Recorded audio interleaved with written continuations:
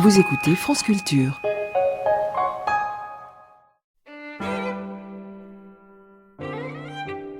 Voici maintenant une Essistaxit, c'est-à-dire une enrichissante conversation avec l'incontournable Simone C'est moi.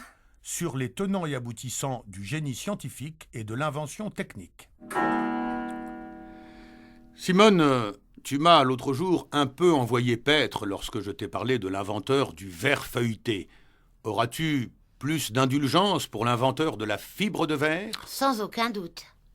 Ne serait-ce que parce que mon père, qui était un passionné de pêche à la ligne, disait souvent « Je bénis le gars qui a inventé la fibre de verre.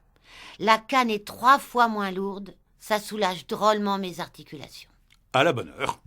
Laisse-moi donc chanter la louange de monsieur Ignace Dubus-Bonnel, négociant à Lille, qui déposa en 1836 un brevet d'invention portant sur le tissage du verre rendu malléable par la vapeur, pur ou mélangé avec la soie, laine, coton ou lin.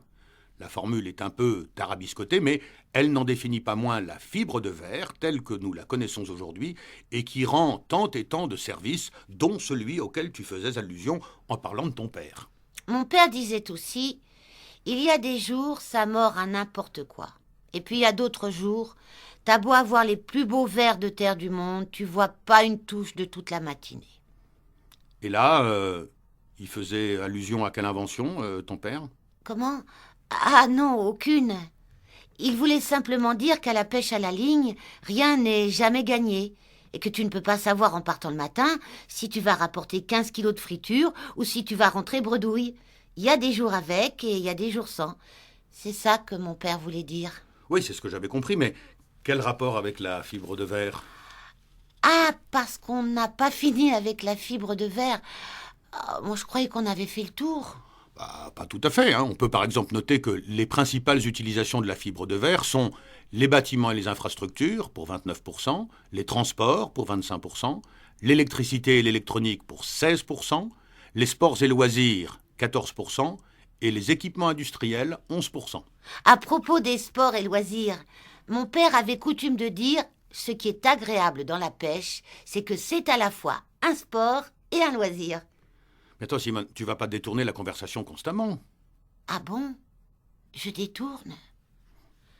Ça veut dire qu'on n'en a toujours pas terminé avec la fibre de verre. Tu vas en repasser une couche. Sans vouloir te contrarier, ça commence à devenir pesant.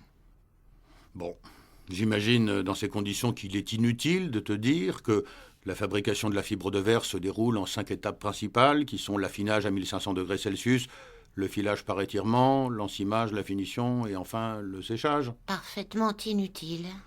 Et tu n'es pas davantage sensible au fait que l'invention d'Ignace Dubus-Bonnel, qui date, je le rappelle, de 1836, tomba presque aussitôt dans l'oubli, probablement parce qu'elle était alors trop chère à fabriquer, et que la fibre de verre ne fut redécouverte et rebrevetée qu'aux alentours de 1930. Ah si, ça me touche.